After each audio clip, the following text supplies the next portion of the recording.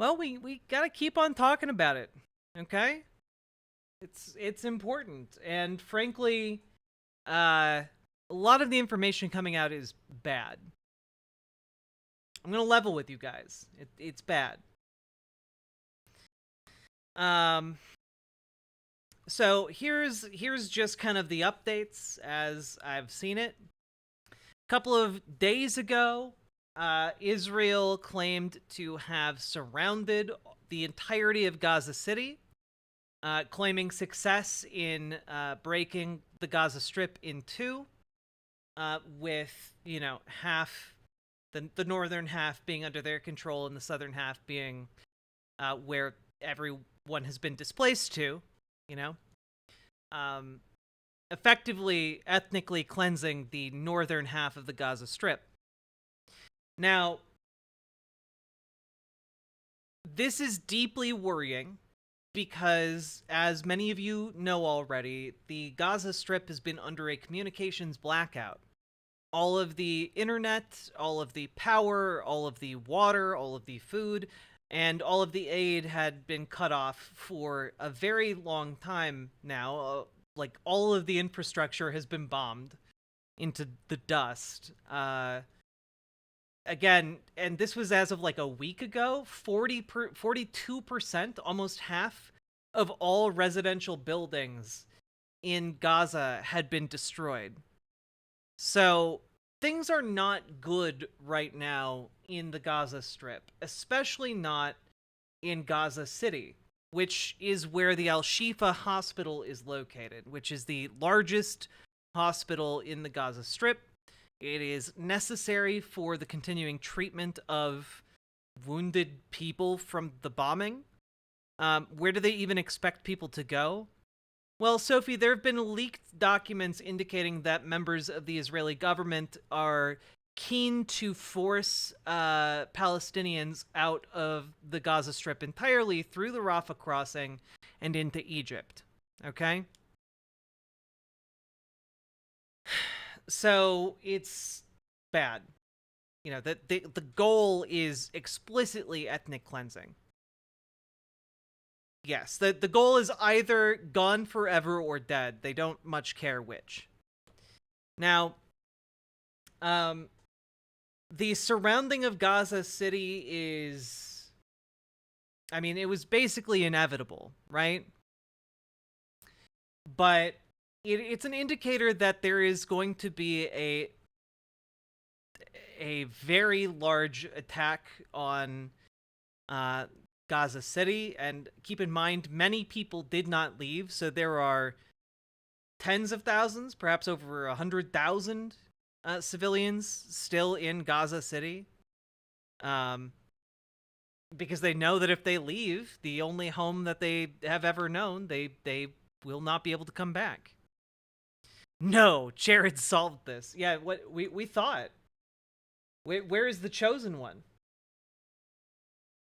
Now, this is basically, I'm terrified. To be completely honest with you guys, I'm terrified that the surrounding of Gaza City is a precursor to far more worse things.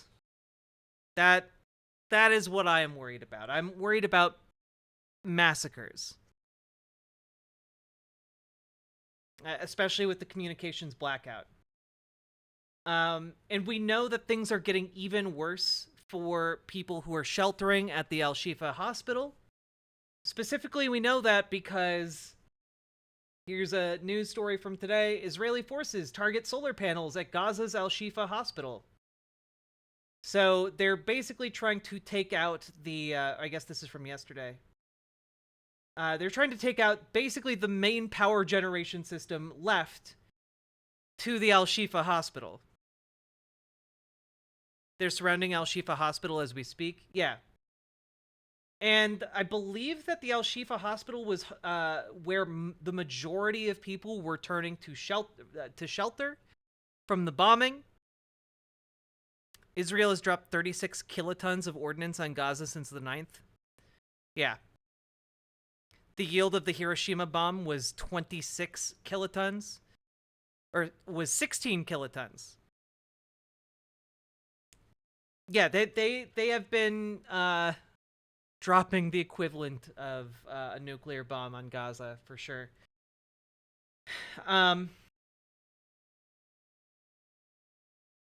so this is just from Al Jazeera here. Reporting from Khan Yunis in Gaza, Al Jazeera's Tariq Abu Azum said Israel's relentless bombardment has continued to escalate in the north and central areas of the besieged enclave. Quote, this time, the Israeli forces have bombed the solar panels installed on the rooftop of the Al-Shifa hospital building. This is a clear attack that destroyed the solar panels that provide electricity to the main departments of the hospital. This will exacerbate the current situation at Al-Shifa hospital with the ongoing crisis with fuel running out at the hospital. This will stop the provision of other services as well, including water for the thousands of people residing at the complex. So, yeah. And as just to reiterate here, Israel's relentless bombing campaign has rendered 46% of the hospitals in the Gaza Strip inoperable, meaning that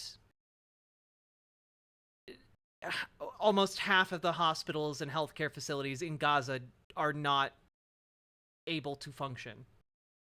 There are currently 50,000 pregnant women in Gaza, 130 infants in incubators, 1,000 patients on dialysis, and 350,000 non-communicable disease patients, i.e. people with heart disease, cancer, diabetes, etc. And they have no functioning hospitals in the north outside of a couple enclaves. There are there's the Al-Quds hospital, there's the Al-Shifa hospital, and there's the Indonesia hospital. And essentially Al-Shifa and the Indonesian hospital are running on fumes. While Al-Quds is being the area it resides in is being bombed relentlessly. Have they stopped pretending to be genocidal yet? Or are they still doing the we don't have a choice shtick? It's becoming harder and harder for Israeli PR to keep up with the monstrosities they're inflicting upon the Gaza Strip. It's very inconvenient to the PR team in the Israeli government. Especially when, again, news stories like this keep coming out. Red Cross deeply troubled as aid convoy attacked in Gaza City.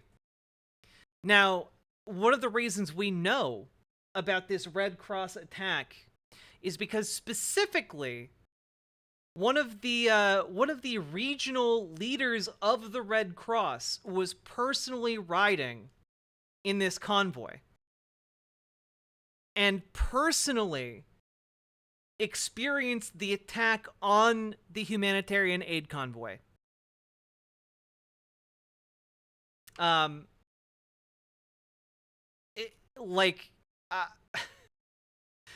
They're bombing actual, like, real major members of one of the most recognizable aid organizations in the world, and they do not care. They do not care. They're looking to I mean, they're looking to eliminate these people. That's the only real conclusion I can come to here, right?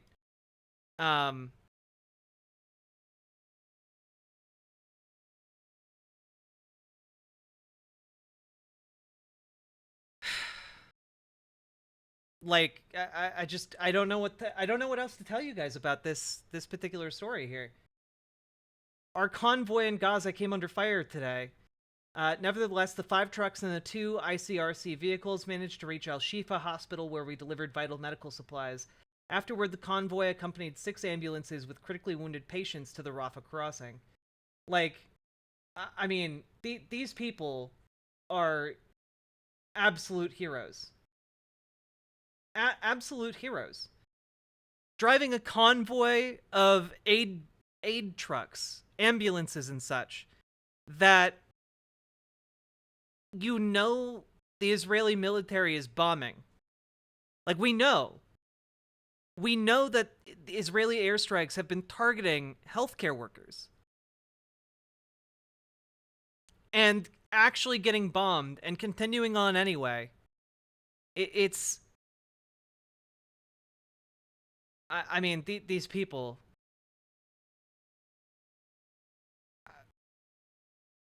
deserve so much more recognition than they get.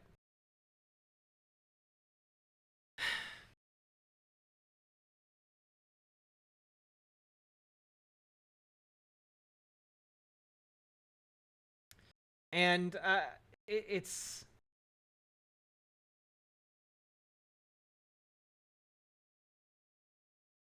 I don't know, man. There's just something about some of these images. Like, I'm avoiding playing Al Jazeera Media just because Al Jazeera gave me my very first copyright strike on my channel ever for playing some of their video. But I mean, just look at this image of a healthcare worker standing in the middle of a bombed out hospital room. It's chilling.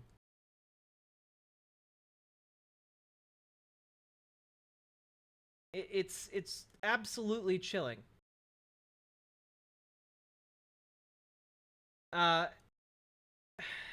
Also, Matt Leck from the Majority Report posted this, and I thought it was an interesting formulation of what's going on here. It's real quick, we can go through it. I used to support a two-state solution, but Israel has killed the two-state solution with the settlements. It's a struggle now between right-wing ethno-nationalism and liberal ethno-nationalism, and I don't approve of either. An essential element of democracy is equal rights. Today I support one democratic state from the Jordan River to the Mediterranean Sea with equal rights for all its citizens regardless of religion and ethnicity. The experience that my family and I had of living together, coexisting with Arabs, gives me reason for hope that what happened once in the Middle East can happen again. I used to support... Very based, but also... I think if I'm going to be completely honest with you guys, I think the Israeli body politic is a bit too far gone. I don't know how it corrects after this. You know? I don't know how it corrects after this because, again, the main roadblock to a one-state solution is Israel having to enfranchise the millions of Palestinians, right? That's why they haven't done the one-state solution yet.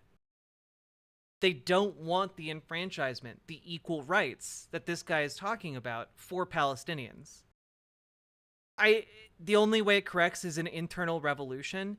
Yeah, and to be honest, I was really hoping we were going to get that with the protests against Netanyahu's judicial reform that would have been essentially a coup to make himself a dictator.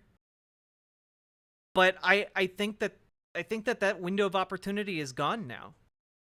You know, I think that it's genuinely... I don't know that the Israeli people are going to unify like that against Netanyahu after October 7th. Like, I know that the majority of Israeli citizens hate Netanyahu, but, like, even if you get Netanyahu out, you just get another equally genocidal fascist to replace him, you know? From Likud. So, like, what is the path forward here? I genuinely don't know, right? So part of my issue is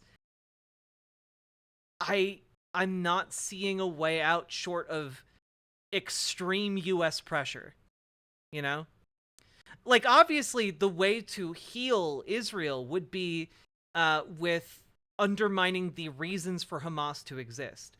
The ways to heal the situation here would be enfranchising Palestinians, would be ending the apartheid state, would be, releasing the death grip Israel has had on Palestinians for the past 75 years. And I just don't think that there is a political will in Israel at the moment to make any of that happen.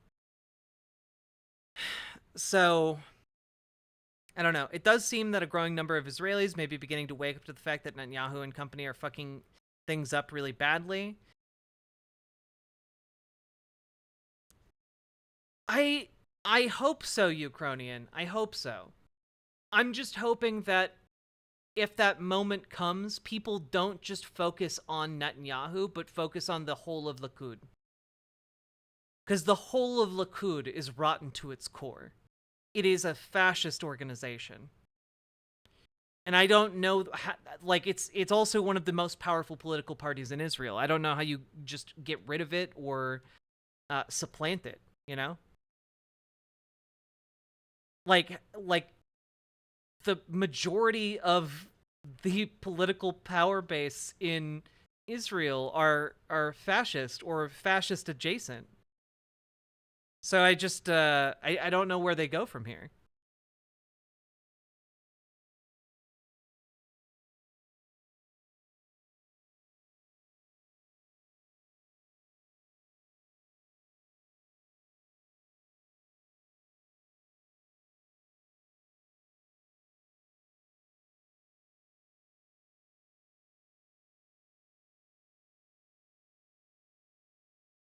I don't know how you get much farther right than Benjamin Netanyahu, Karasu, but I hope we don't find out. Um, Moving on here, because this I think is some pretty big news from today. Netanyahu says Israel to manage Gaza's security indefinitely after the war. Israeli leader rules out ceasefire but suggests openness to tactical little pauses in conflict. Now, I really need you guys to understand this. When they say Gaza will be handled indefinitely by the IDF after the war, what they're talking about here is ethnic cleansing. They are talking about ethnically cleansing Palestinians. They're doing it right now. They have already done it to a large degree by pushing, hundreds of thousands of Palestinians to the south, and they are, already. We covered a story just the other day about settlers salivating over the opportunity to rebuild settlements in northern Gaza. The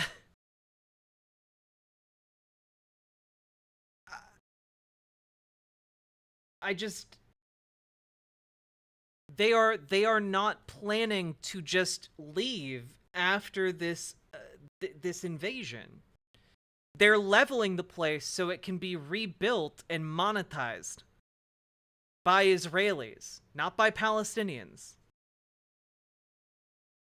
I honestly, there are two ways I think that this occupation could go. One is that they only level the northern half of Gaza, right? And only really annex the northern half of Gaza. Unfortunately, I think the far more likely conclusion is going to be the entirety of Gaza. And, yeah, I do have to say, though, right?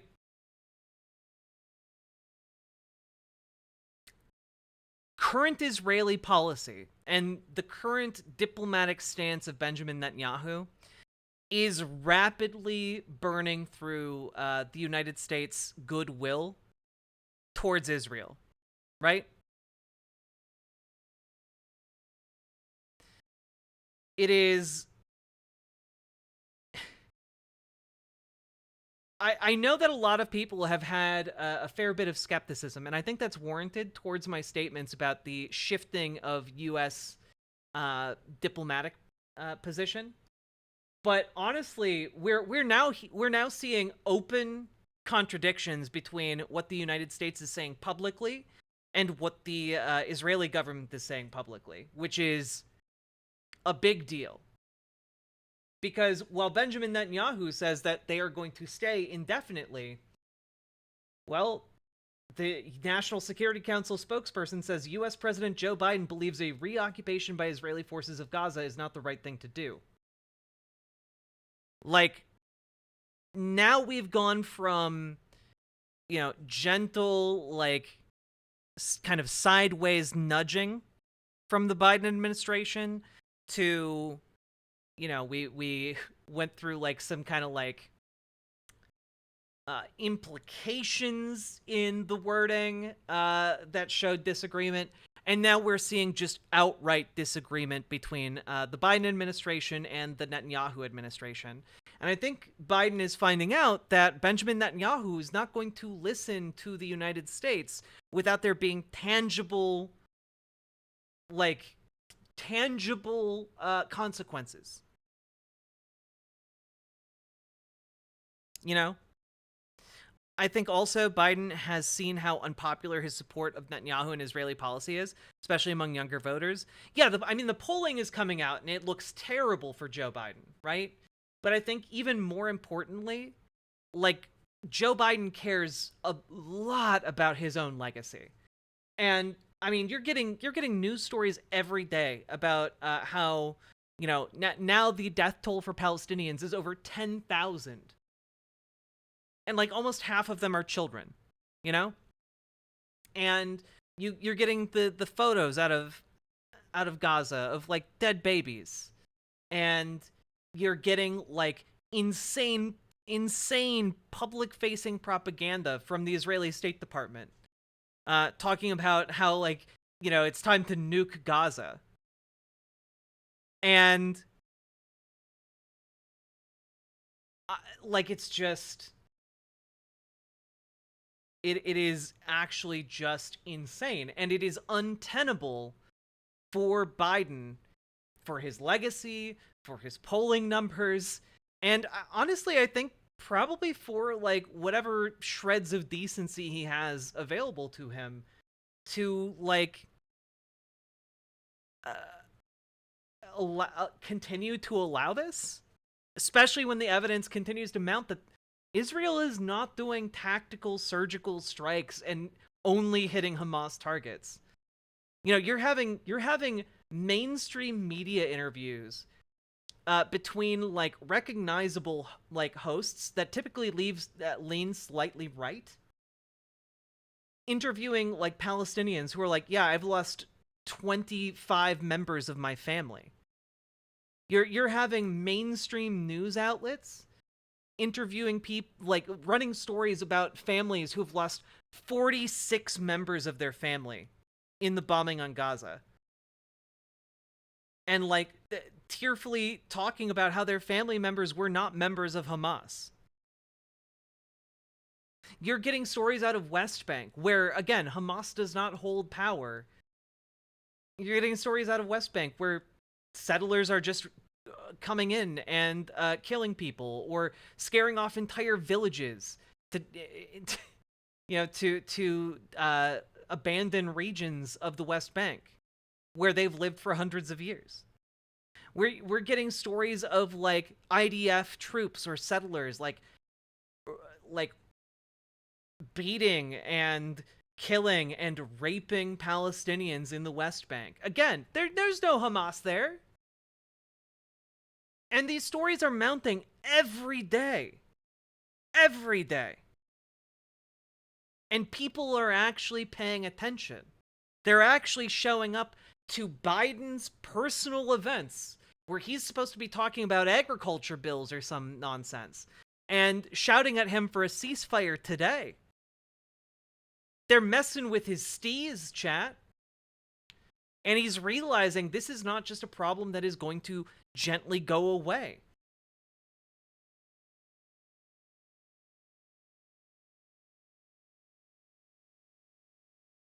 He's in a no-win scenario. He sides with Israel. He's supporting genocide. If he denounces Israel, he's an anti-Semite. This is why virtually all U.S. presidents have avoided the subject of Israel to an absurd degree. Well, I mean, there's that, and there's also just the hawkishness of the calculation, right? That if there's a regional conflict, Israel's participation and acquiescence is vital for the United States to operate in the region, right? Like, so there's like a number of different layers to Biden's position here and why it's been so slow to change.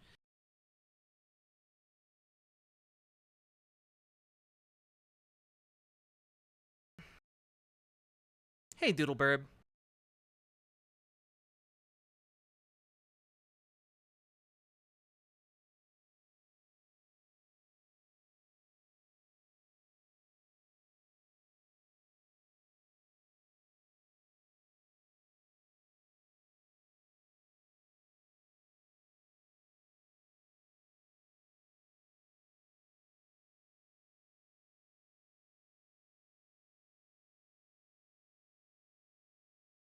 Yeah, I just the longer this drags on, the more unhinged the rhetoric becomes. What are we talking about? We're talking about Israel and Palestine, baby. So, found this, right? And Mac Paladin brings up an interesting issue of nuclear weapons. Now, officially, Israel does not have a nuclear weapons program. However, it is one of the worst kept secrets in the world. Okay? Just a couple days ago, the Prime Minister of Israel account, Benjamin Netanyahu, had to issue a statement. Minister Amihai Eliyahu's statements are not based in reality. Israel and the IDF are operating in accordance with the highest standards of international law to avoid harming innocents. We will continue to do so until our victory. Now, he said this specifically in the context of what this guy said. Wow, Israeli Minister of Heritage Amihai Eliyahu says dropping an atomic bomb on Gaza is one of the options Israel has. Quote, we wouldn't hand the Nazis humanitarian aid, and there is no such thing as an uninvolved civilians in Gaza.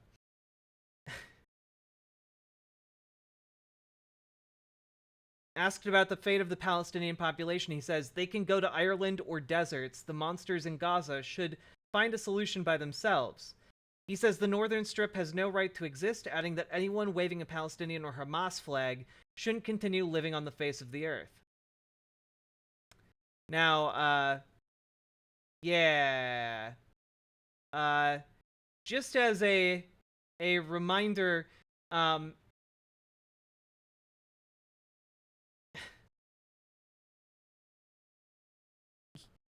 this is also a guy who has talked about nuking the Gaza Strip. Wait, that's actually a secret? Yep, it is not officially recognized by Israel that they have nuclear weapons. It is not officially recognized here.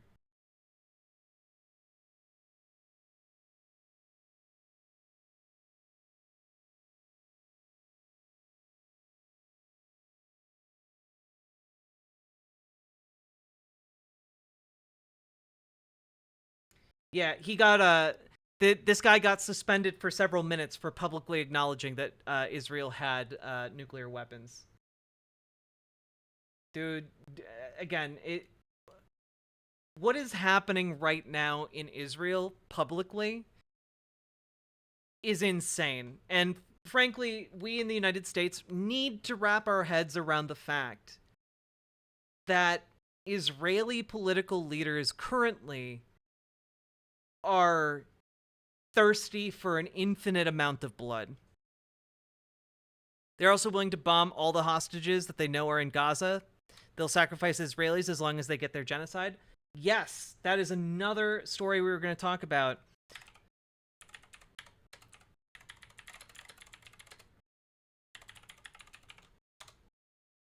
So,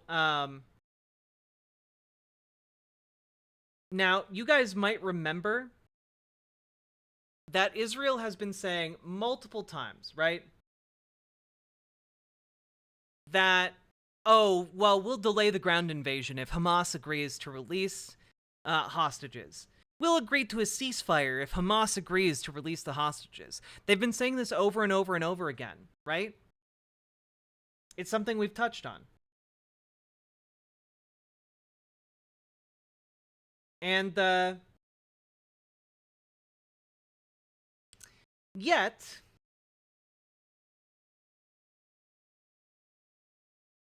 I just gotta point this out here. Families of Hamas hostages and many in Israel say they support a prisoner swap. About 240 hostages being held in Gaza. Their families and many in Israel say they support a prisoner swap. Israel releasing all its Palestinian detainees in exchange for the captives' release. Now, we're not going to go through this entire thing because I feel like the headline here really kind of summarizes everything.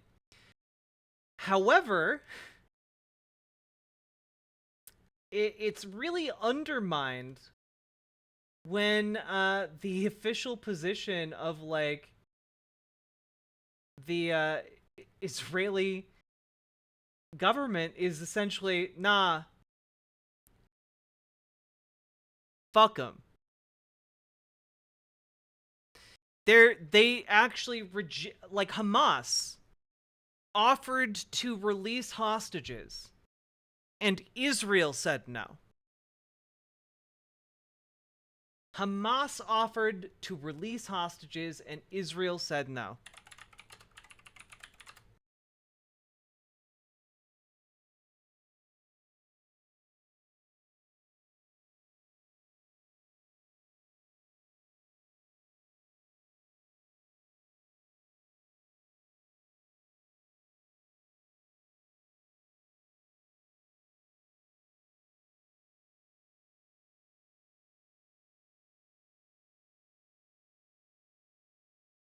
Like, I mean, again, Israeli ambassador to U.S. says Hamas is playing for time in releasing hostages.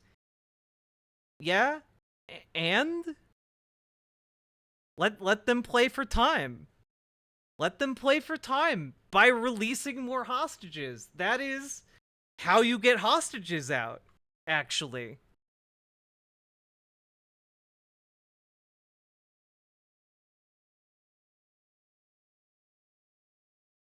I just...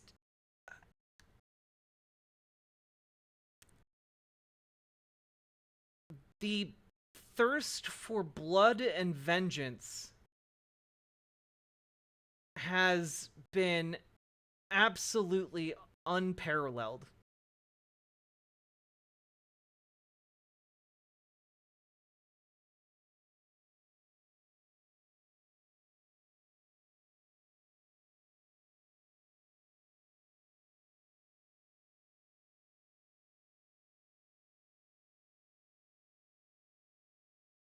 I mean, again, it's also fucked up, but I mean, story after story has come out here that, like,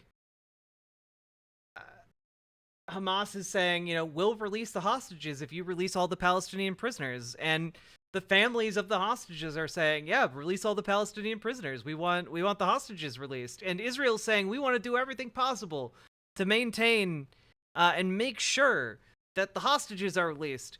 And they have a deal on the table, and they just are like, nah, we'll just keep bombing them. That'll work. There was allegedly a plan to use nerve gas to go through the tunnels. I don't know if that is still in effect. Obviously, there's like a lot of misinformation out there. Obviously, there's a lot of uncertainty with information, especially as like things progress now due to the communications blackout. Yeah, Israel isn't saying the quiet part out loud. Why negotiate when we can save the hostages ourselves with military action? Or, due to the communications blackout, just kill the hostages and say Hamas killed them, I mean, like, we have clips like this too coming out of Israel. This is Ram Ben Barak, former deputy director of Mossad. Okay. אז אם כל עזה היא פליטים, אז בואו נפזר אותם בעולם. בואו נפזר אותם בעולם. יש שם 2.5 מיליון אנשים, כל מדינה תקלוט 20,000 איש, 100 מדינות. זה הומני, זה מתבקש, הם פליטים ממילא, עדיף להיות פליט בקנדה מאשר פליט בעזה. אפשר, אם העולם באמת רוצה לפתור את הבעיה הזאת, יכול לפתור אותה. אגב, Just saying, oh, yeah, you know, the world could solve the Palestinian problem, just, you know, we'll expel all of them from, the West Bank and Gaza, and the world can just take in 25,000 each, bada bing, bada boom, easy as that. This is literally, by the way, the stuff that Hitler talked about. This is Hitler-esque rhetoric. This is the type of stuff that Hitler was talking about when his initial plan was to deport the Jews to other countries around Germany.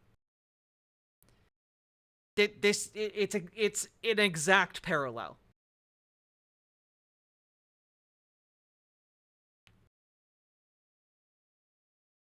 Yeah, it's the Palestinian question for these fine folks. I do have to say, by the way, the United States is not immune from its own genocidal rhetoric. So let's just listen to this real quick. It's real quick. Obviously, Rashida Tlaib showed a Palestinian flag outside of her office, and Republicans took it totally in stride. It was very normal to them. They did not care, and definitely didn't say anything unhinged. Rashida Tlaib has I don't even want to call it the Palestinian flag because they're not a state, they're a territory that's about to probably get eviscerated and go away here shortly, as we're going to turn that into a parking lot. Rashida Tlaib. Yeah, super normal thing to say about a place where millions of people live. Anti-war Republicans, like Max Miller. And props to one of my representatives, Ilhan Omar, which I'm frankly honored to have been able to shake her hand once and say hello. But props to her for pushing back on this. Thank you, Mr. Speaker. It is glaring hypocrisy when you have Republicans on the other side of the aisle trying to create definitions and say Rashida wants to annihilate people, when Max Miller himself went on TV and said we're turning Gaza into a parking lot and we want to annihilate Palestinians. Nobody condemned him on that side of the aisle. What is true here is that every single one of them has not acknowledged the fact that Palestinians are dying in the tens of thousands, but will continue to say it is us who are not acknowledging humanity. Rashida will stand strong. Gentlelady's time has expired. The movement will continue for liberation until every single Gentlelady's time has expired. has the right to Gentleman live from in Maryland liberty. is recognized. Thank you. We need more people like Ilhan Omar in Congress. That's why it's important for you guys to get involved with your local state politics, folks. When you get involved, you can get people like this in power. And we need so many more in power because,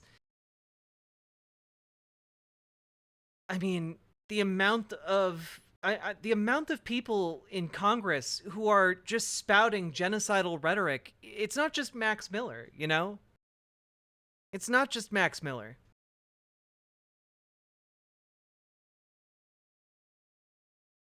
And there's an overwhelming number of Democrats who will sit in silence while they watch folks like Rashida Tlaib and Ilhan Omar be eviscerated by Republicans and just kind of smile smugly to themselves about like, yeah, that's what they deserve for stepping out of line, right? And then there are the Republicans who will happily eviscerate Ilhan Omar and Rashida Tlaib because that's what they do. They genuinely believe in the genocidal things that they say.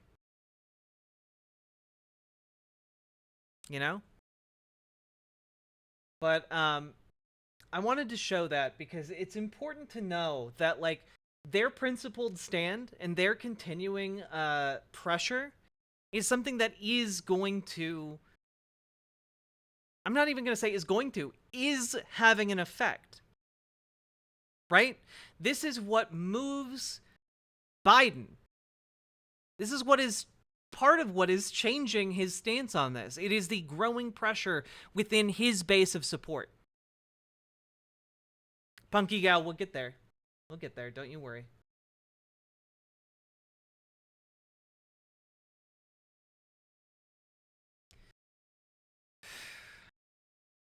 Additionally, we have more just inhumanity from the state of Israel. Now, who do you think within Israel needs to be arrested the most? Who do you think the Israeli state views as the most necessary people to target for arrest?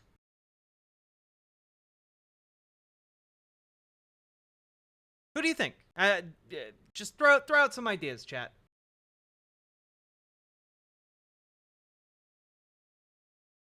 People providing aid, I'm gonna guess. Hamas, Americans clearly, children, Palestinian babies. Some of you came very close.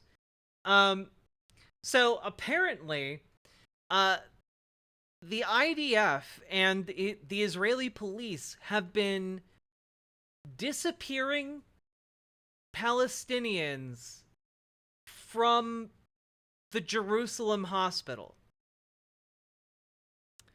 So, for those of you who don't know, right? If you are a Palestinian and you live in Gaza, you need special medical permits, medical dispensations from the Israeli government to travel into Jerusalem to be able to get medical treatment. And since the invasion of Gaza began, obviously no new Palestinians have been able to go to that hospital. However, there are far fewer patients than initially arrived at that hospital. So this is an interesting report coming from Al Jazeera. My father is missing. Israel arrests Gaza patients in Jerusalem hospital. Unable to go home, some Gaza patients and relatives referred to Maqasad hospital were arrested after medical permits expired. So basically, what the Israeli government is doing here is saying, well, we only gave you medical permits for a certain amount of time. So either go back into the Gaza Strip, or we're going to arrest you. Because they're monsters. Right? Because they're monsters. Like, I mean, just some of these stories, they are literally arresting children, right? Saeb Ali al-Tanani, 14, has a tumor in his leg. Last Wednesday, Suhaila, his grandmother, was with him as he wheeled himself down the corridor at Maqasad Hospital in occupied East Jerusalem. He has to do genetic and blood tests, so he will be here a while, Suhaila said, while remembering their family in Gaza. Our heart breaks for what our family is going through in Gaza. Saeb echoed his grandmother's worries. We are scared for our family, he told Al Jazeera. I want to go back to my home. A day later, fear would come to haunt the hospital itself. On Thursday, Israeli forces arrested Suhaila. She is one of 12 Palestinians in detention who were either receiving treatment at Maqasad Hospital in occupied East Jerusalem or were acting as medical chaperones for patients. According to a statement by the Israeli police, the Palestinians were staying illegally at the hospital after the medical permits issued by the Israeli military expired. So again, the Israeli military issued these permits, could have extended them, didn't, and now the Israeli police are opportunistically arresting any of the patients at this hospital or any of their caregivers at this hospital. They are soulless ghouls. Okay? This is just evil. In a joint operation by the Jerusalem District Police and Jerusalem Security Guard soldiers, 12 female and male suspects residing illegally in Israel were identified and arrested, the police said in a statement, adding that the deputy director of the hospital was also summoned for interrogation. Of these, 11 residents of the Gaza Strip are suspected of remaining in the hospital over the past few weeks in violation of the law, and the other suspect is a Palestinian who is residing in Israel illegally. Just ghouls. Evil, evil ghouls.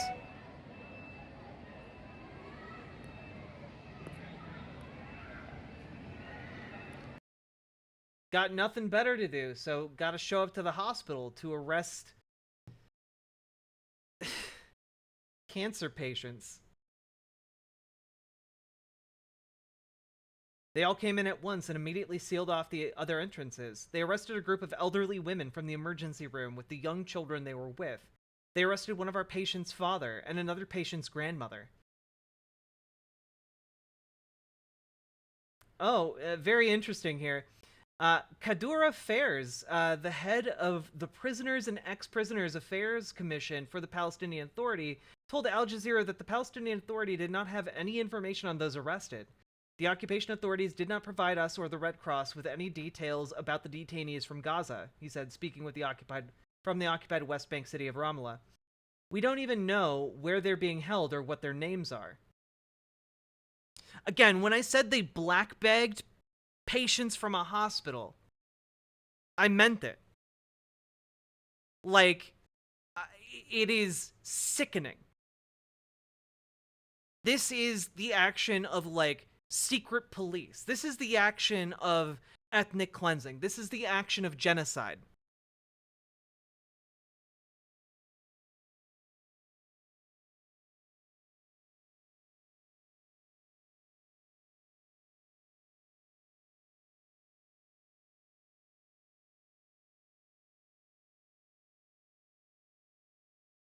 I mean, just, I want Mama and Baba.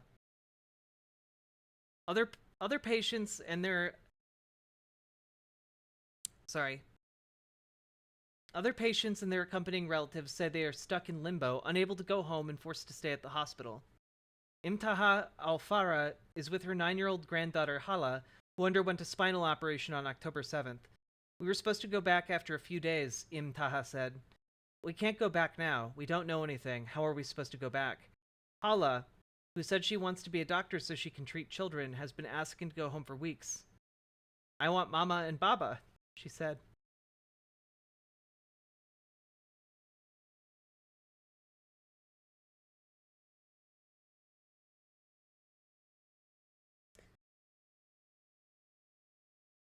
I'm sorry, chat. I miss my brothers Omar and Ali. Their family live in Khan Yunis in southern Gaza. Imtaha said the families of her nieces and nephews, all 16 members, were killed in an Israeli air raid on their home.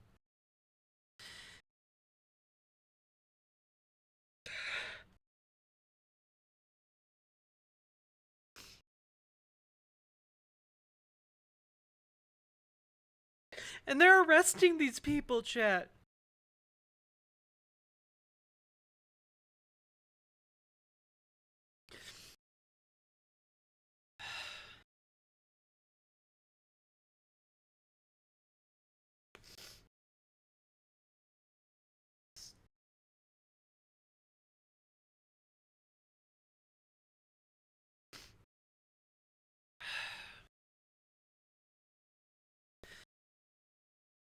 Oh, fuck.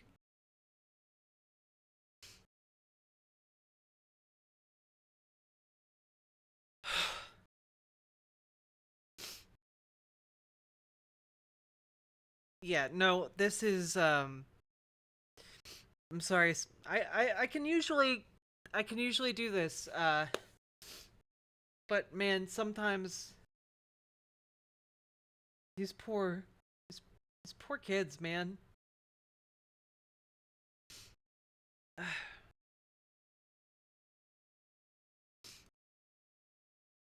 And more journalists have been getting killed in the Gaza Strip. Today, Palestinian journalist Mohammed Abu Hasira was killed in an Israeli airstrike. Again, I think that brings the death toll now for journalists within Gaza to 37. Which is possibly one of the deadliest conflicts for journalists in recent memory. And yeah, it's I just have to point out the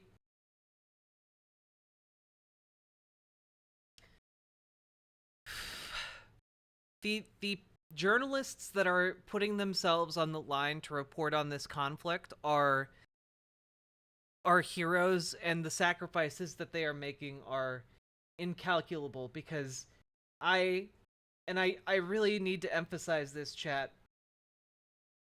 Mohammed Abu Hasira died along with 42 members of his family.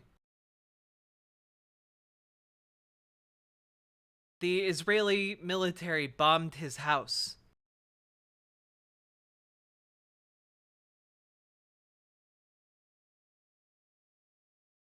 Killing 42 members of his family. 42.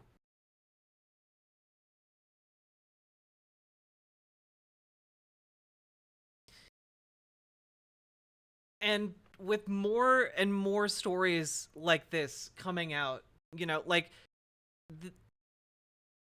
how can people not do something about it?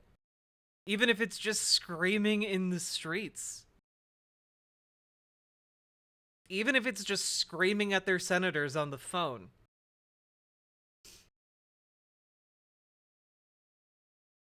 I just...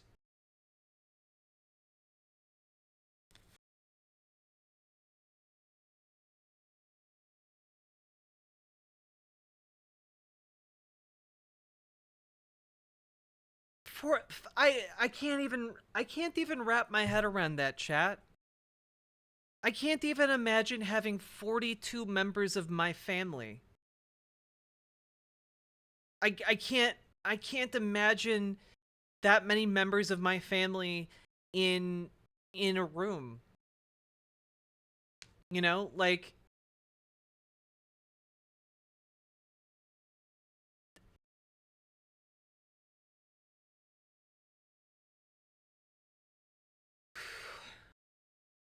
and I mean, these people are putting their lives on the line every day to get any kind of information out of Gaza that they can. Oh yeah, no, it was a targeted fucking strike on his house. They didn't just accidentally drop a targeted munition on his house.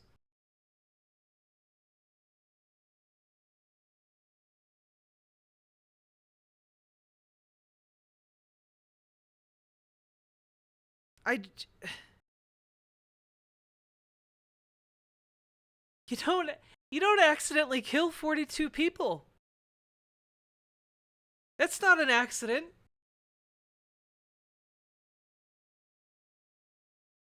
An accident is when you, like, back into a car because you didn't look carefully when you were, you know, backing up your car.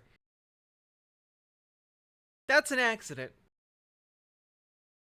An accident isn't a plane dropping a munition that's a laser-guided munition onto a journalist's home. Okay, that's not a whoopsie-daisy.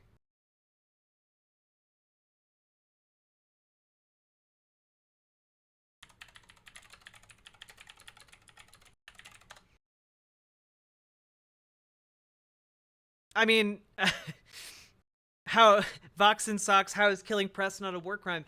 Killing press is a war crime. Killing civilians and non-combatants is a war crime.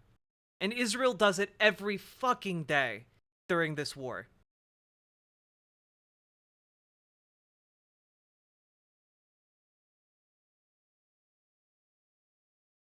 I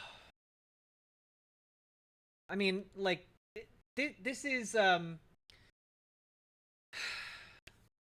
Motaz, okay? This is a Palestinian reporting from the middle of the Gaza Strip.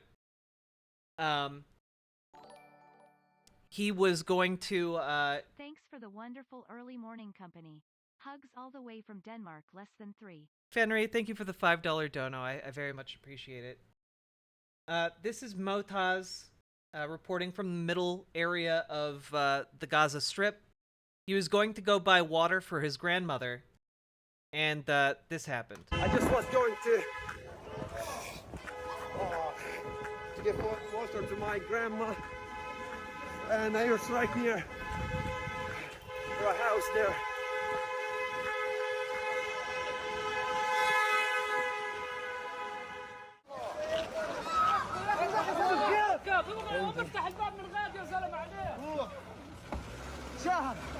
Again, every available vehicle is functioning as a de facto ambulance in the Gaza Strip. A child.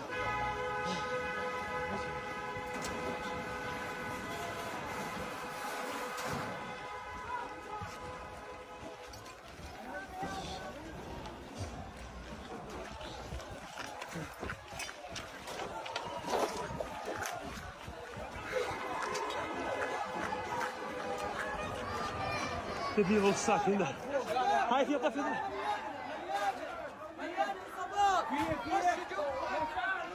Again, many of the buildings being targeted by the IDF are residential, which is why, again, and this is, you know, a week or two old at this point, but an estimated 42% of residential buildings in Gaza have been destroyed, so...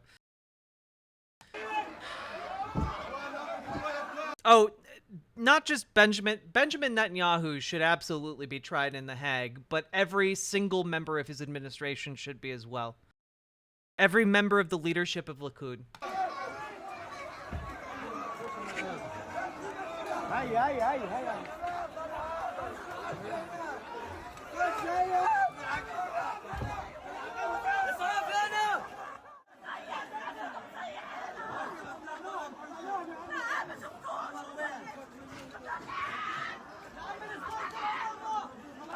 Again, some estimates have over 20,000 Palestinians buried under rubble at any given time over the last week or so.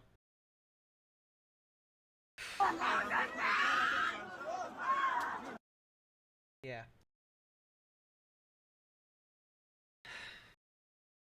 And to contrast with this, I just have to say that very few things have like, all of this is infuriating. But one of the things that I find possibly the most infuriating is what Israel is trying to do in order to try and control the narrative of what is happening within the Gaza Strip. Okay? This segment ran on CNN a couple days ago. Yesterday, CNN's Jeremy Diamond went into Gaza on an IDF embed. I should note that journalists embedded with the IDF in Gaza operate under the observation of Israeli commanders in the field and are not permitted to move unaccompanied within the Gaza Strip. As a condition to enter Gaza under IDF escort, outlets have to submit all materials and footage to the Israeli military for review prior to publication. CNN has agreed to these terms in order to provide a limited window into Israel's operations in Gaza. Jeremy joins me now. Gaza. I'm sorry. Any journalistic organization that agrees to these terms, you should not trust their coverage of what is coming out of this conflict. You should not trust their footage or their framing or their news segments. And honestly, I have a lot of respect for Fareed Zakaria for actually clarifying this on air. Motassim, I appreciate it. Love and support for you as well. Yeah, no, they're only allowing mainstream Western news journalists into the Gaza Strip if they allow for constant oversight from an Israeli military commander and allow their segments and footage to be reviewed by Israeli officials to ensure it tells an Israeli narrative. This is the level of journalistic malpractice. I mean, anytime you show footage like that, you would have to reiterate that this was the deal you made in order to show it.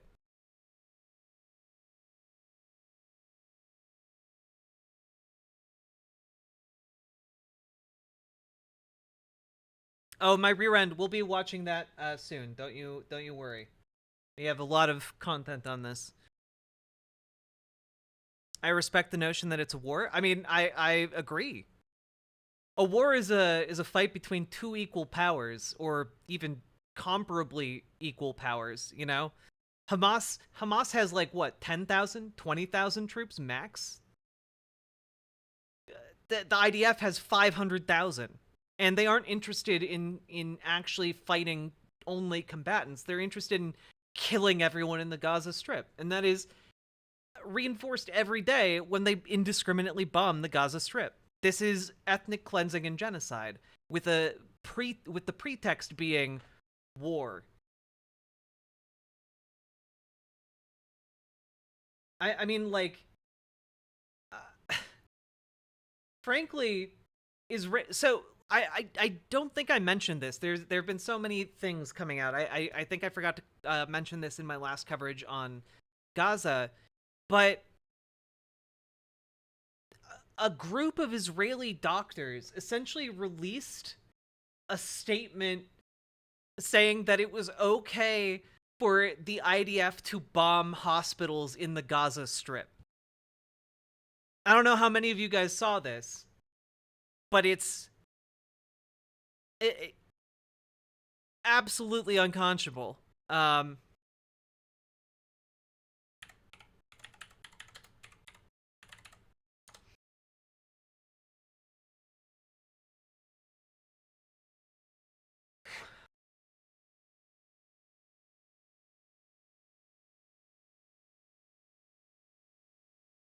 Yeah.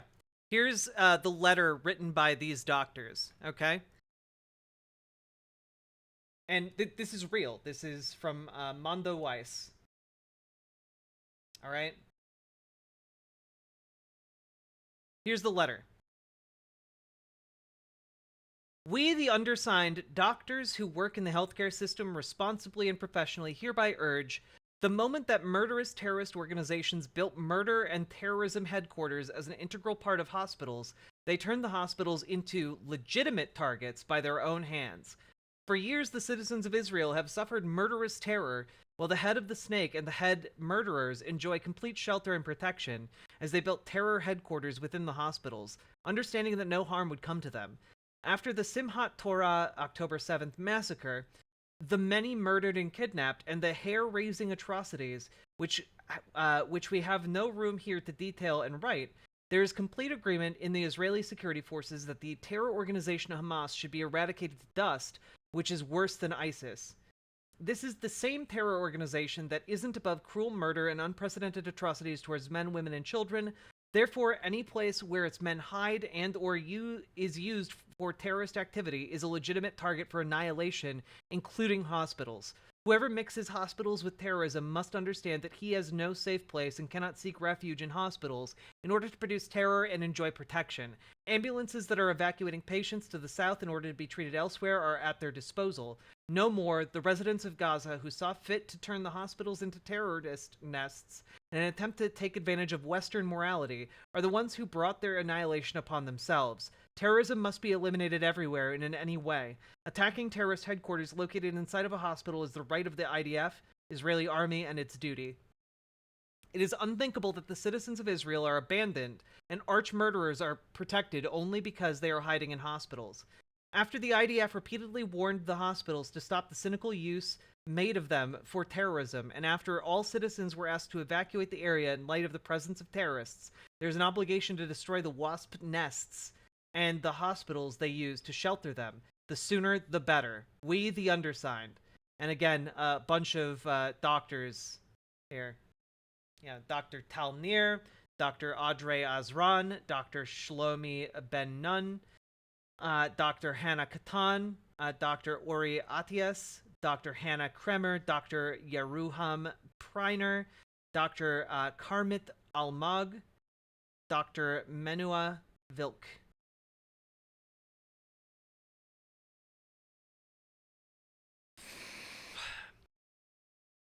And of course, they've been bombing hospitals and ambulances. And I tell you all this because the healthcare workers in the hospitals that those doctors just urged to be bombed put out a statement. بسم الله الرحمن الرحيم. نحن أطباء قطاع غزة ونيابة عن أطباء العالم أجمع نعتبر سفراء للسلام ومنقذي الأرواح، وحلفنا الأيمان والقسم على الحفاظ على الأرواح البشرية، ولهذا لا يجوز أن نخون القسم ونخون المهنة الطبية السامية. وما قام به أطباء إسرائيليون في داخل الكيان الصهيوني يعتبر خيانة للمهنة الطبية السامية وخيانة للأمانة الطبية، وهو طلبهم من القوات الإسرائيلية أن تقوم بتدمير المستشفيات على من فيها من طواقم طبية وجرحى ومرضى وشهداء، وعليهم المسؤولية الكاملة إذا حصل لا قدر الله أي شيء في المستشفيات. وعليه نطلب ونطالب كل من له علاقة بالطب والصحة، منظمة الصحة العالمية، منظمات حقوق الإنسان، بمحاسبة هؤلاء المطالبين بتدمير المستشفيات على ساكنيها، بتدمير المستشفيات على العاملين بها والجرحى والمرضى. ونخص بالذكر أن يتم سحب كل التراخيص وسحب كل ما يتعلق بمهنة الطب الذين لا يمثون لها بصلة عن أطباء مستشفيات قطاع غزة. دكتور مروان شفيق الهمص، مدير مستشفى الشهيد محمد يوسف النجار.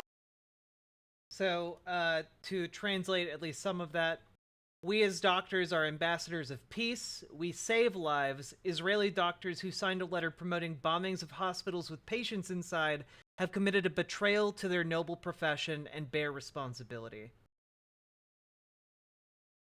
Oh, wait, here we go. Here's we got some captions. All right. بسم الله الرحمن الرحيم.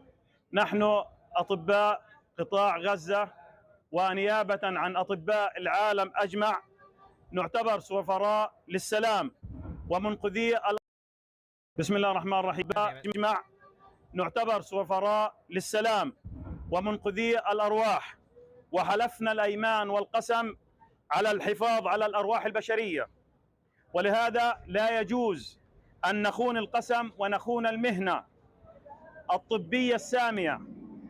وما قام به أطباء إسرائيليون في داخل الكيان الصهيوني يعتبر خيانة للمهنة الطبية السامية وخيانة للأمانة الطبية، وهو طلبهم من القوات الإسرائيلية أن تقوم بتدمير المستشفيات على من فيها من طواقم طبية وجرحى ومرضى وشهداء، وعليهم المسؤولية الكاملة إذا حصل لا قدر الله أي شيء في المستشفيات.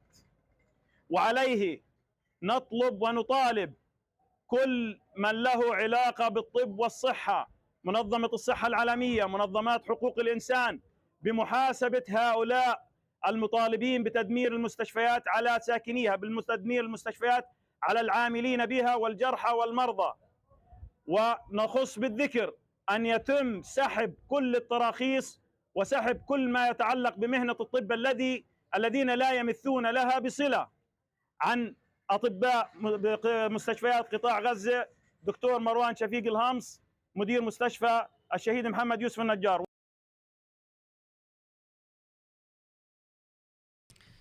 What is this? Subtitles for ants? I'm sorry. Like, if I make them big, my little logo like makes them hard to read. I'm sorry. But essentially, to summarize, again, basically saying that Israeli doctors have committed a grave trespass against the entirety and sanctity of the medical profession, that their abdication of duty in the face of this conflict is cause to strip them of all validity within the medical profession. Anyone in positions of power should are being called upon to essentially ensure that these people do not practice medicine. Such is the gravity of their offense, you know? And, you know, frankly, yeah, if you're calling for hospitals to be bombed while they're full of patients and refugees, yeah, you should have your license revoked. Fuck you.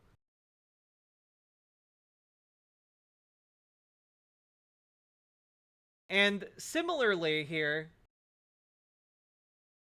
I'm not gonna lie, this could break me, so I apologize in advance. Similarly to the doctors holding a press conference here, children, the children at Al-Shifa Hospital, sheltering there, held a press conference.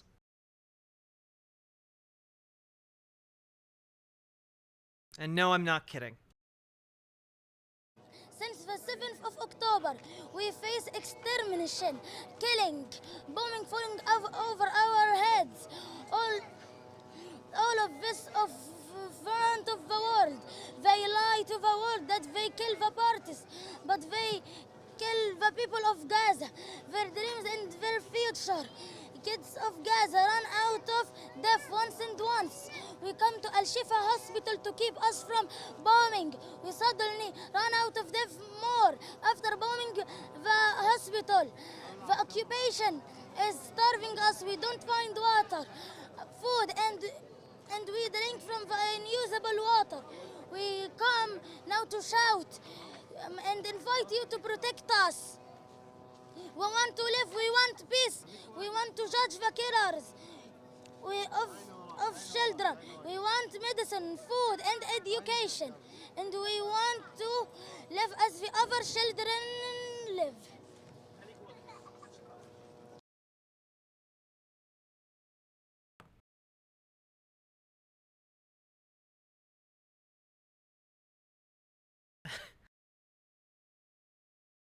Children should not have to hold a press conference to tell the world that they want to live.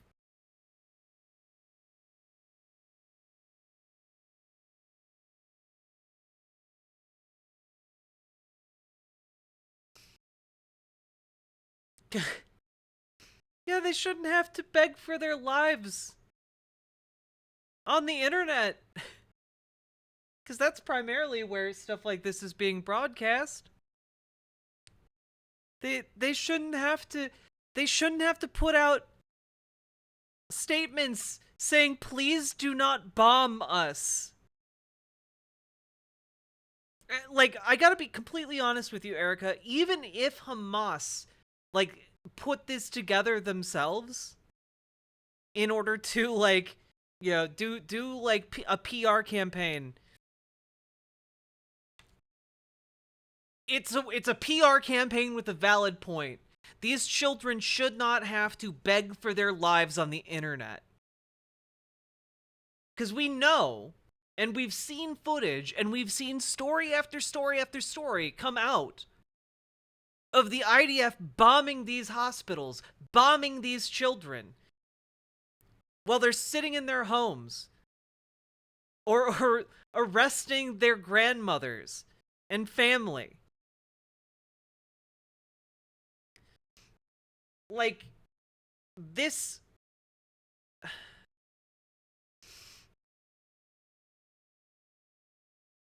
This is like Hunger Games shit. Yeah, let's post this video online of these children begging for their lives. See if we can get enough likes and hits to be able to convince the IDF to not kill us. Maybe Squid Game would be a better example. I don't know. Like, dude, it is...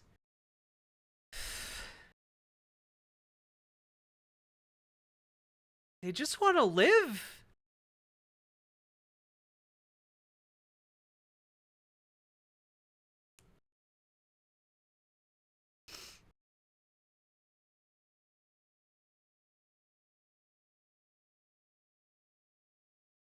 Well, LB, I mean, it's kind of like how the United States used to have a War Department, and now we have a Defense Department.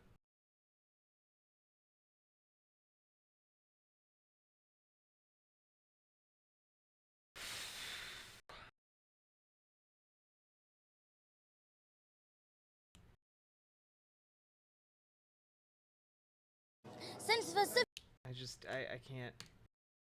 We come now to shout and invite you to protect us. We want to live. We want peace. We want to live as the other children live.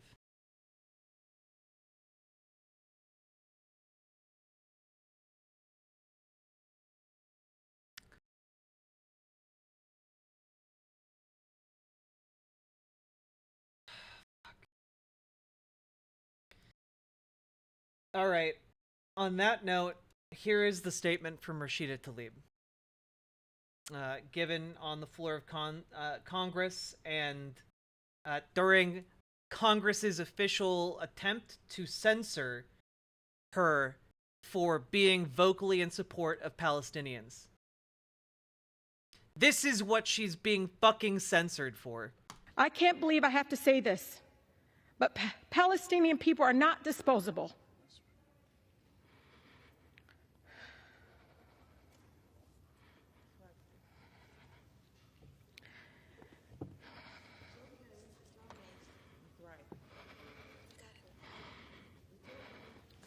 We are human beings, just like anyone else. My city, my grandmother, like all Palestinians, just wants to live her life with freedom and human dignity we all deserve. Speaking up to save lives, Mr. Chair, no matter faith, no matter ethnicity, should not be controversial in this chamber. The cries of the Palestinian and Israeli children sound no different to me. Why? What I don't understand is why the cries of Palestinians sound different to you all. 71% of Michigan Democrats support a ceasefire. So you can try to censor me, but you can't silence their voices. I urge my colleagues to join with the majority of Americans and support a ceasefire now to save as many lives as possible. President Biden must listen to and represent all of us, not just some of us. I urge the President to have the courage to call for a ceasefire and the end of killings.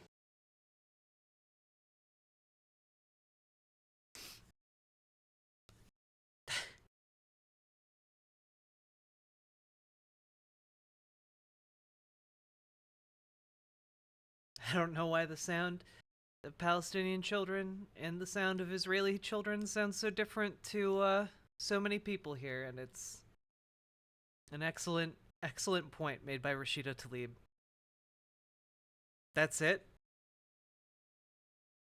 Yeah, she was censored for being vocally in support of Palestinians. No, this is the speech she gave as she was being censored. She used her last ability to speak in the chamber to say that.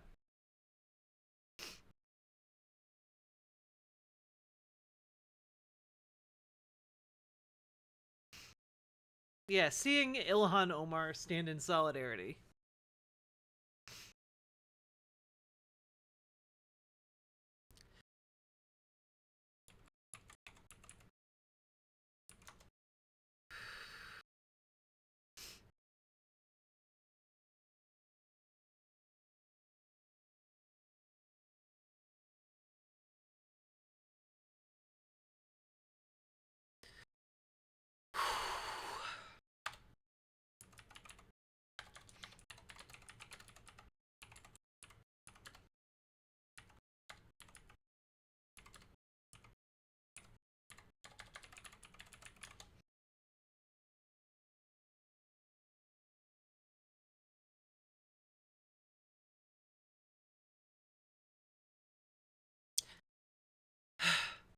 Yeah, yeah.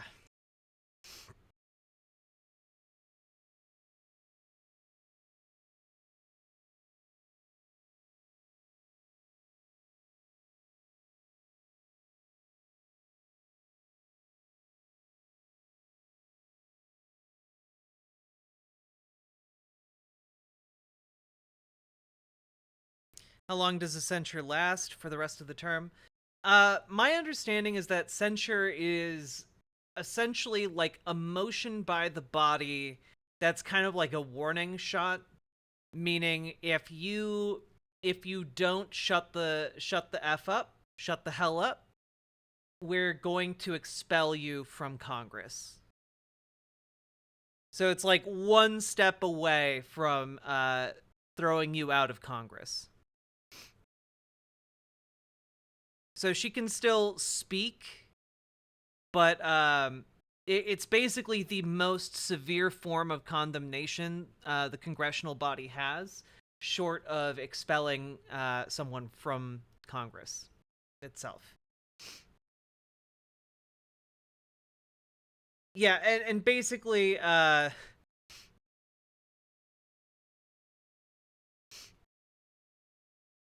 basically, the condemnation came because she wasn't speaking out strongly enough against Hamas. If I have the situation correct. So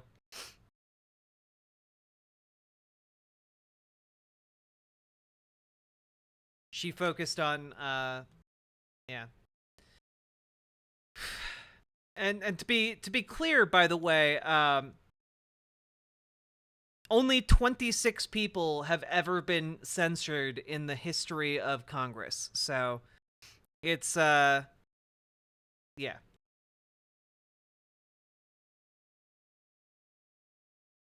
Also, I mean, like, maybe it's losing a bit of its meaning because last year or earlier this year, Republicans censured Adam Schiff for what he said about the Donald Trump and Russia. So, you know.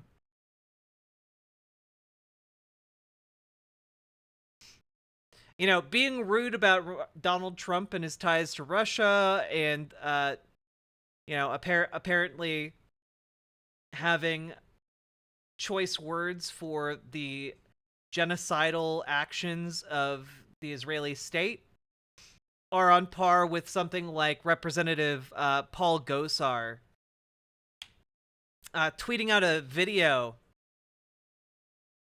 of himself like beheading Alexandria Ocasio-Cortez. So apparently those two things are on par with tweeting out via mass communications a message that you want to kill a fellow member of Congress. You know, very comparable things.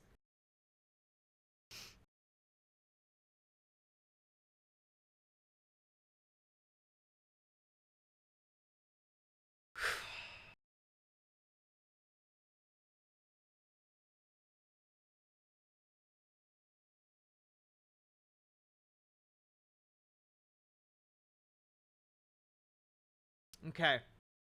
We also have this absolutely wild, absolutely wild interview.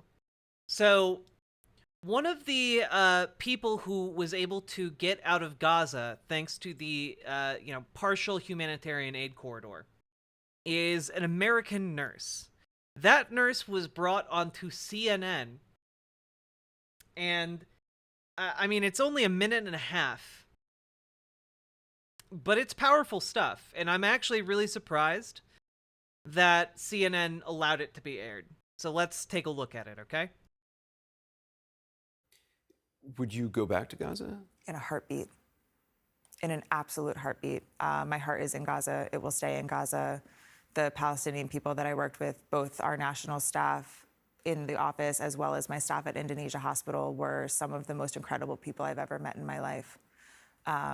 When everything went off and we got the notice to... Wait, there's a whole video? Okay. Wait a minute. Wait a minute. See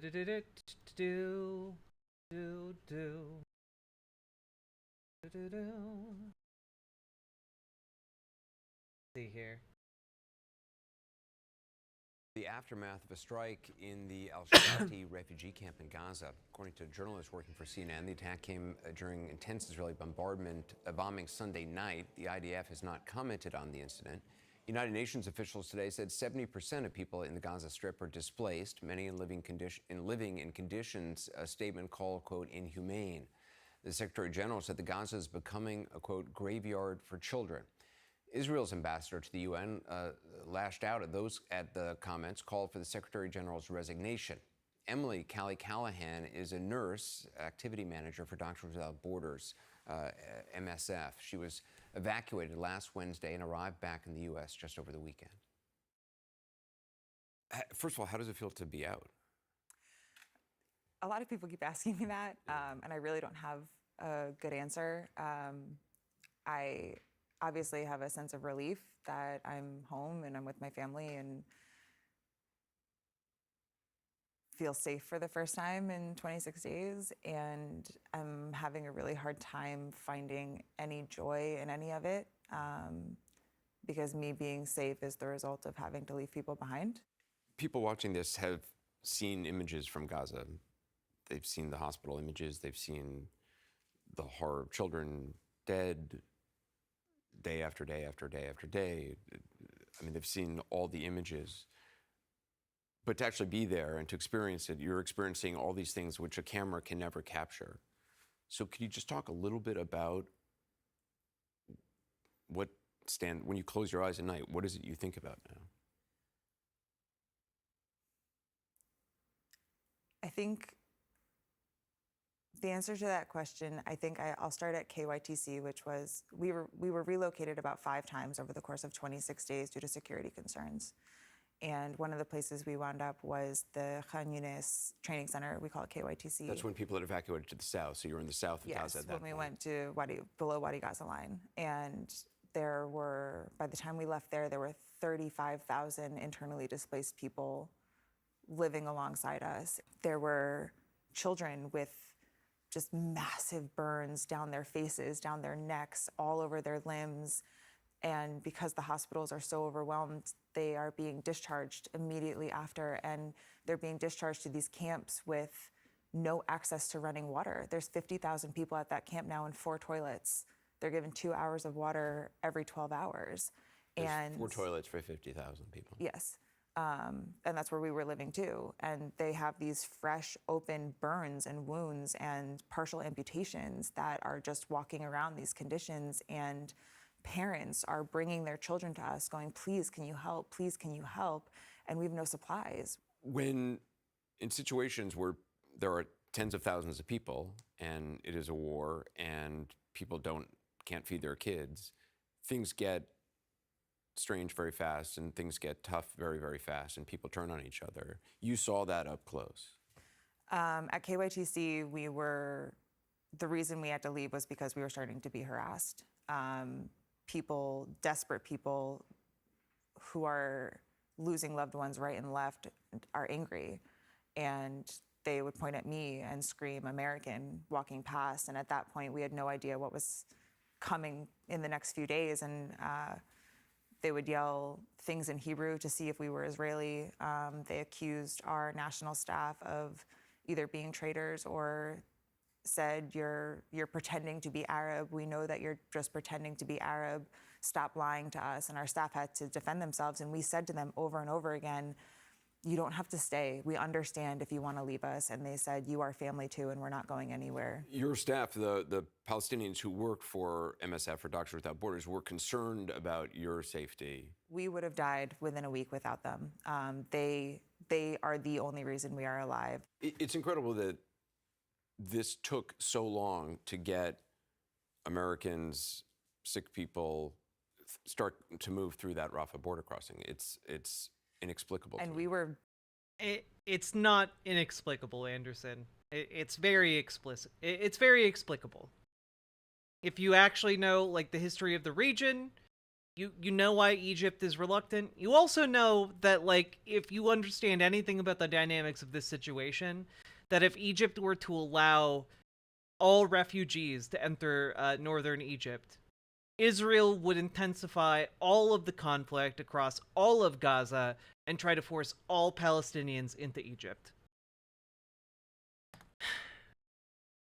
I don't think I do have to say, I don't think Anderson Cooper is trying to make Palestinians look bad here. I think he's acknowledging the fact that like when situations get bad enough, people often get nasty, regardless of what group of people it is. People can and do horrible things. You know? Michael McAllister, thank you for the $1 in hype chat. I don't exactly know what that is, but thank you very much.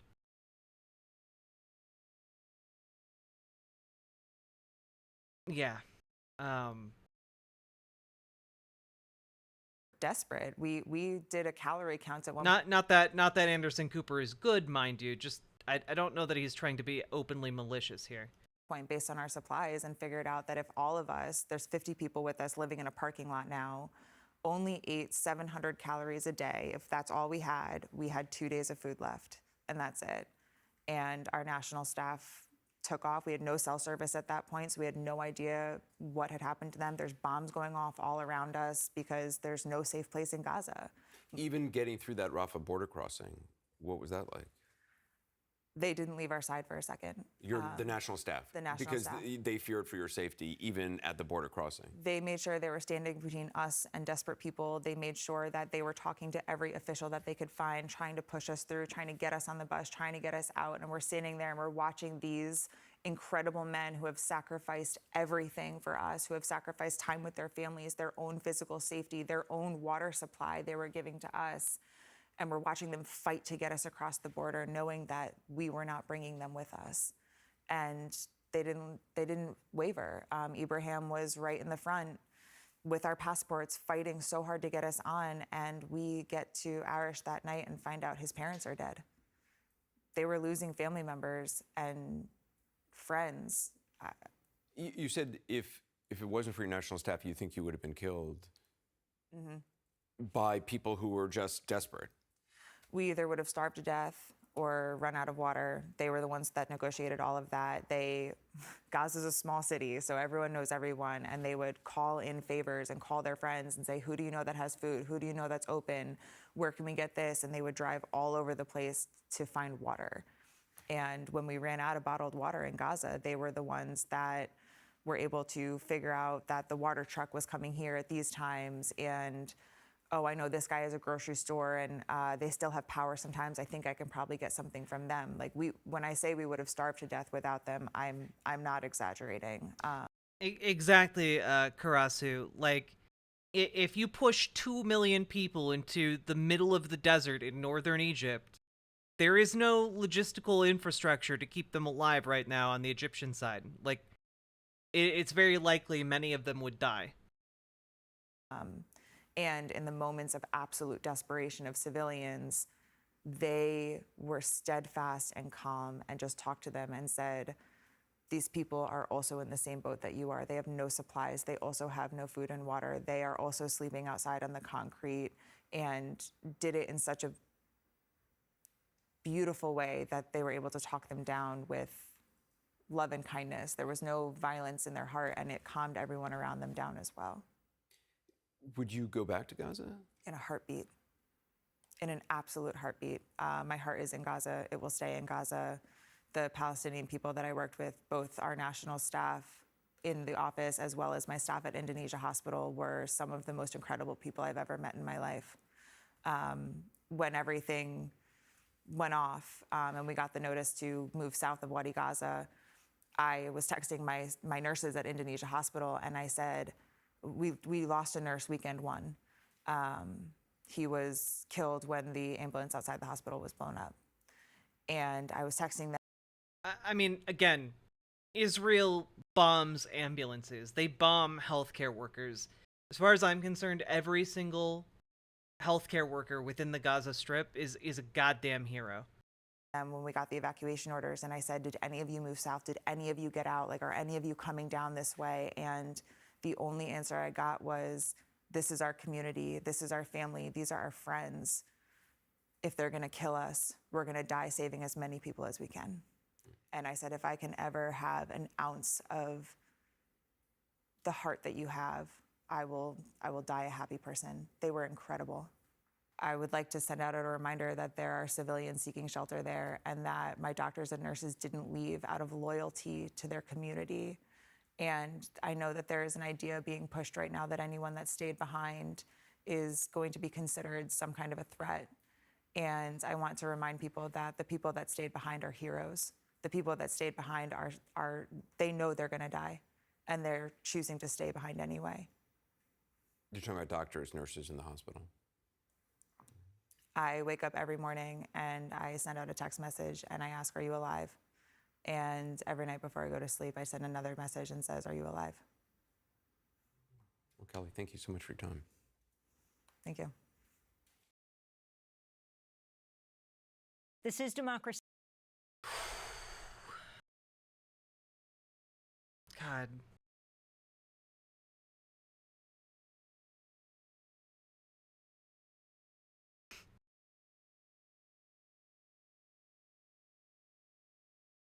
I really, really, really hope that she gets to reunite with those people. I really hope she's wrong. I really hope they get out of this okay.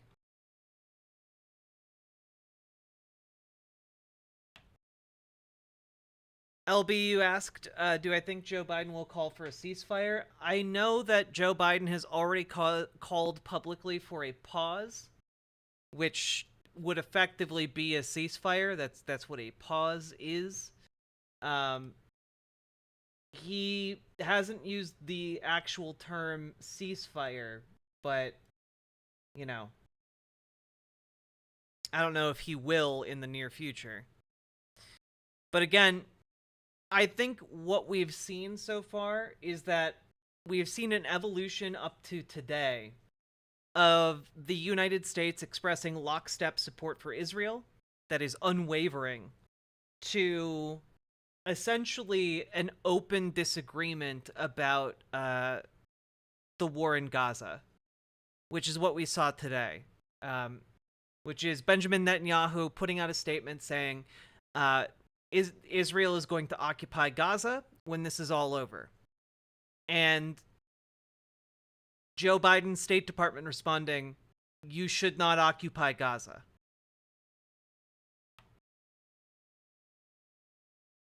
So the fact that there is this public disagreement, the fact that Joe Biden has called for a pause, again, is essentially, I would say that this is definitely a schism between Israel and the United States, and I think that is going to, only get wider as things continue.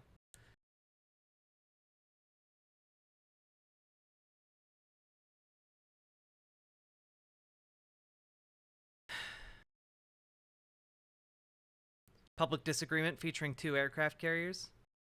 Well, the aircraft carriers are there to prevent the spillover of the conflict into like Lebanon and Lebanon proper, mind you, and Iran. I'm guessing the delayed ground invasion was from pressure 2. Yes, Shaloon, that is also correct.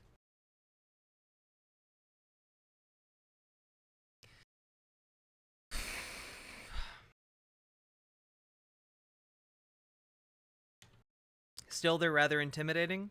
I mean, I think it would take an awful lot for those aircraft carriers to be used to intervene against Israel. I can't imagine what would need to happen in order to engage that, but yeah. I know that a nuclear submarine was also sighted in the region, which is another just kind of indicator that, like, hey, don't spill over into other countries now. I'd like for people to not be murdered. Same.